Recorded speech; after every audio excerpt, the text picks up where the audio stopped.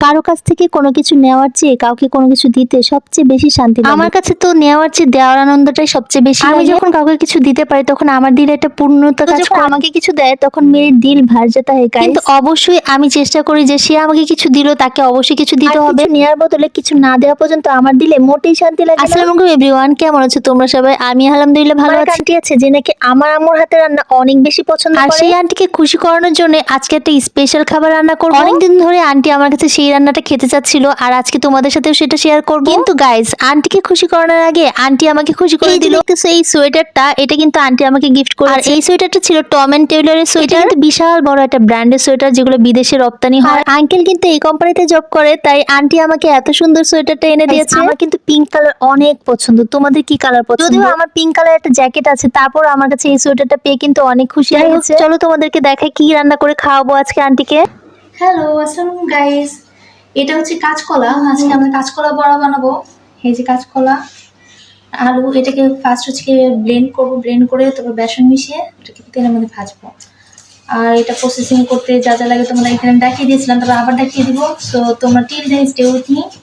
এইটাকে আমরা বলে থাকি কাবাব, আর এই কাবাবটা কিন্তু একদমই মাংসের কাবাবের মতো লাগে। এই কাবাবটা খাওয়ানোর পরে আন্টি কিন্তু অনেক অনেক মজা পেয়েছিল, তাই বলেছিল আরেকদিন খাওয়ানোর জন্য। কিন্তু আমি কাঁচকলার আলুটাকে ভালো মতো সিদ্ধ করে নিয়েছি। এখন এই সিদ্ধ কাঁচকলা আর আলুটাকে আমি ব্লেন্ড করে এটা কিন্তু ছিলকা সহ, মানে কাঁচকলা ছিলকা সহ ব্লেন্ড করতে হবে। আলুটাকে কিন্তু অবশ্যই ছিলে করে নিতে হবে। কাঁচকলা আলু ব্লেন্ড করার সময় আমি এটার সাথে কাঁচা মরিচ আর অল্প একটু পেঁয়াজ মিক্সড করে দিয়েছিলাম। একটু ঝাল ঝাল হলে একটু বেশি ভালো লাগে। এখন বাটিতে কিছু পেঁয়াজ আর কাঁচা মরিচ কেটে রেখেছিল, ওইটার সাথে এই মিক্সচারটা মিক্স করে ফেলবো। আর এটার সাথে দিয়ে দেবো অল্প একটু হলুদ আর অল্প একটু মরিচটা তোমাদের পরিমাণ মতো দিবে। আর একটু আদা রসুন দিতে হবে। আর দিব হচ্ছে যেটা বেসন ছিল এটা।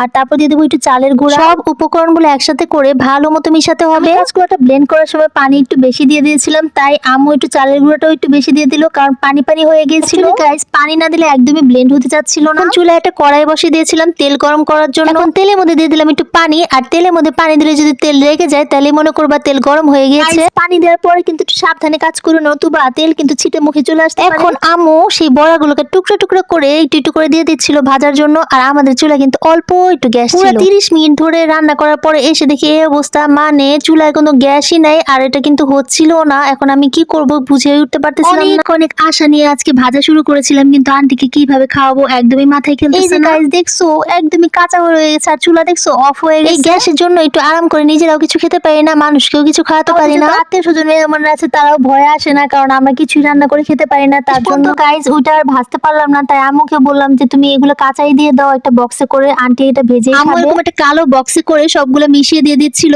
যাতে ভেজে খেতে পারে। গাইস আমার এত মন খারাপ লাগতেছিল যে একটা মানুষকে ভেজে খাওয়াতে পারলাম না। আসলে এক একজনের ভাজার স্টাইলও অন্যরকম থাকে। আম্মু কিন্তু অনেক মজা করে রান্না করে। না আন্টি আম্মুর মতো করে ভেজে খেতে পারবে কিনা, কিন্তু আন্টিকে দেওয়ার পর আন্টি কিন্তু খুবই খুশি হয়ে গিয়েছিল। কারণ সুন্দর একটা হাসি দেখলে কিন্তু অনেক অনেক ভালো লাগে, মানে মনটা একদম রিফ্রেশ হয়ে যায়। আন্টি আমাকে বলতেছিল অনেক অনেক ধন্যবাদ এত মজার জিনিস আনার জন্য। সকাল থেকে গাইস শুধু সিঙ্গারা সমোসা খাইতেছি, যেখানে যাই শুধু সিঙ্গারা সমোসা আর পুরি খেতে দেয় গাইস। আর এই কাঁচকলার বড়াটা কিন্তু পুরো একদম মাংসের কাবাবের মতো লাগে, এইজন্য আন্টি এত পছন্দ করে আর এত খুশি হয়ে আমাকে একটা গিফটই দিয়ে দিল, সেটা হচ্ছে একটা সোয়েটার। ব্লগটা দেখে থাকেন তাহলে অনেক অনেক থ্যাংক ইউ এত সুন্দর একটা সোয়েটার গিফট করার জন্য। আন্টি কিন্তু প্রতি বছর আমাকে একটা করে সোয়েটার গিফট করে। আগেরবার কিন্তু আমার আম্মুকে একটা দিয়েছিল। যারা এত কষ্ট করে আমার ব্লগটা দেখতেছো তারা অবশ্যই এটা লাইক কমেন্টস এন্ড শেয়ার করে দিবা। যারা ইউটিউব থেকে দেখতেছো তারা এটা সাবস্ক্রাইব করে দিবা। আশামণিরা তোমরা কিন্তু অবশ্যই বাসায় বানিয়ে ট্রাই করবা, এটা কিন্তু অনেক অনেক মজাদার একটা রেসিপি। তোমরা কিন্তু মাংসের কাবাবের মতো একটা কাবাব খেতে পারবে। অনেক অনেক থ্যাংক ইউ। আর তোমাদেরকেও থ্যাঙ্কস ফর ওয়াচিং, টাটা।